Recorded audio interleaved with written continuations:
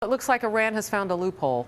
This is what Israel and others had been warned about all around the world. Iran finding a way to keep moving forward with its nuclear program. Stay close.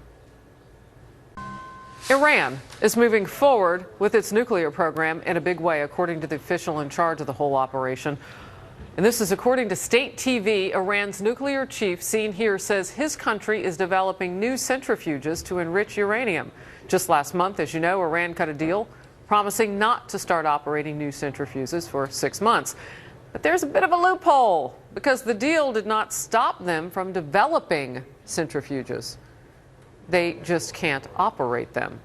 The U.S. and its allies have accused Iran of trying to build a nuclear weapon, but officials in Iran, of course, denying it all along. They say their program is only meant for peaceful purposes, including generating power. Ed Henry has the news. He's live in Washington. Ed, some Republicans and Democrats pushed back initially on this deal. When it happened, what are they saying after today's news? They are furious about this because they think that Iran is doing exactly what they feared, which is reneging on the interim deal that Secretary of State John Kerry cut to potentially ease some sanctions against Iran in exchange for them giving up their nuclear program, basically. And I just got off the phone the last few minutes with a Democrat close to the president, Bob Menendez. He's the chairman of the Senate Foreign Relations Committee. He tells me this shows the true intentions of Iran, that they want to move towards building nuclear weapons. He thinks that's obviously the opposite of the spirit of these talks, diplomatic talks.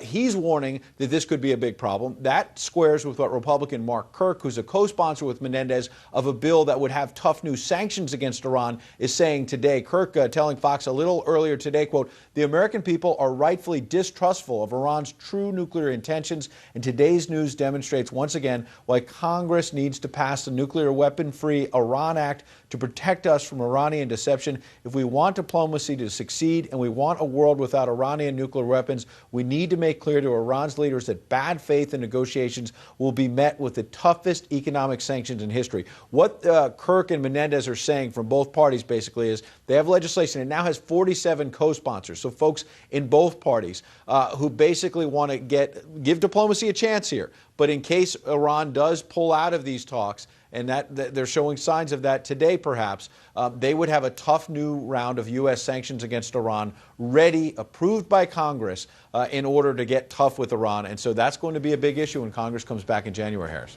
Well, what has been the president's position on how to handle Iran even after this deal? Well, today we have new information from the State Department. The spokeswoman Maria Harf there telling us just in the last few moments as well, as everyone starts reacting to this dramatic news. Maria Harf saying that, look, the negotiators took a break over the holidays, but now perhaps some new impetus because of what's happened today in Iran. Monday morning, they're going to be back at it, trying to finalize details of how they move forward on this interim agreement that Secretary of State Kerry had cut just a few weeks ago. So that shows there's some urgency within the administration as well. The president at his news conference a week ago today, back at the White House, frankly pushed back on the lawmakers in both parties who want these new sanctions, saying give diplomacy a chance. Take a listen. I'm keeping all options on the table, but if I can do it diplomatically, that's how we should do it. And I would think that would be the preference of everybody up on Capitol Hill, because that sure is the preference of the American people. But the American people are also suggesting in the latest Fox News polling that they're very skeptical of Iran. They're skeptical as well as whether the president's been tough enough on them. We asked directly the president's approach on Iran.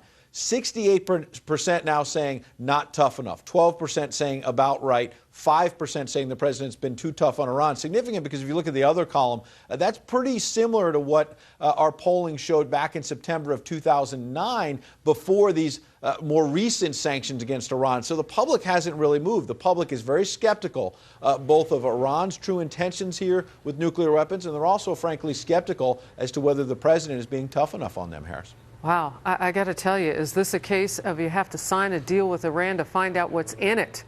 As we learn more, Ed Henry, thank you very much. Let's bring in you too, John Bussey. He is the assistant managing editor of the Wall Street Journal, and I do not mean to be flip when I say that. The president is a constitutional attorney.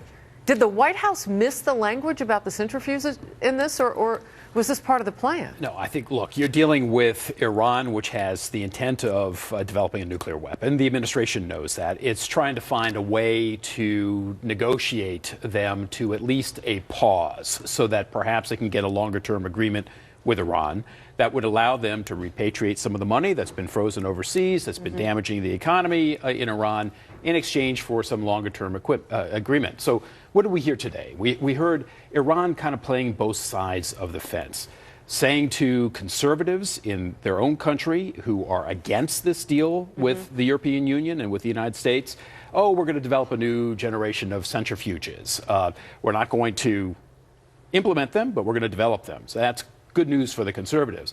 At the same time, what we heard was that Iran says we want to have more one-on-one negotiations with the United States in addition to the multilateral negotiations. So they're kind of playing both sides of this. Why would they want to have more conferences with the U.S.? I think that they're looking for a way to keep their economy alive because the sanctions are working. And the United States knows that, and the French know that, and the Germans know that, and the UN Security Council knows that. So the question here is, how much can you push Iran to at least pause in the development of its nuclear program long enough to try to get some more permanent deal? John, is that the right question? Or should the question, as Israel has pressed, and others even in the region now, should the question be, how much can Iran push everybody else? I mean, that's what this looks like now. They went in and looked at this agreement and used the word development over turning it on in terms of centrifuges, and now they've gotten everybody's attention. They're pushing everybody around. Yeah, well, I don't think that that's quite right. I don't think that they're pushing people around quite yet because there really is, I mean, they haven't finalized the agreement yet, and it's only for 6 months, right? So it's only meant to kind of create an interregnum for a longer-term deal. There may not be a longer-term deal. The U.S. may decide at the end of this that, look, you know, not worth it. Yeah, it's not worth it. We allowed some of the money to get back to Iran that's been frozen abroad.